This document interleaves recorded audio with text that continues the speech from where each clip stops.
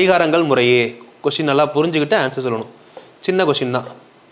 3 கடிகாரங்கள் முறையே. There are 3 clocks. Buses at an interval of 3 minutes, 4 minutes, 5 minutes respectively. 3 கடிகாரங்கள் முறையே கால இடைவெளியில் ஒலித்தால். இங்கிலீஷில் சொல்கிறேன், வெயிட் பண்ணுங்கள். 3 கொஸ்டினுமே இங்கிலீஷில் சொல்கிறேன். கால இடைவெளியில் ஒலித்தால்.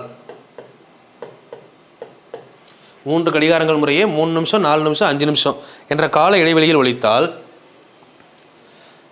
அனைத்தும் சேர்ந்து எவ்வளவு நேரத்தில் ஒலிக்கும்?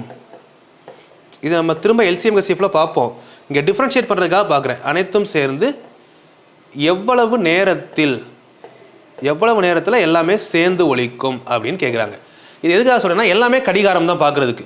ஃபஸ்ட் கொஸ்டின் பாருங்கள், ஒரு கடிகாரம் 1 மணிக்கு ஒரு முறை, அடுத்து ஒரு கடிகாரம். அப்போது கடிகாரத்தோட கவுண்டிங் கூடுது பார்த்தீங்களா, இங்கே இதுதான் உங்களுக்கு கீவர்.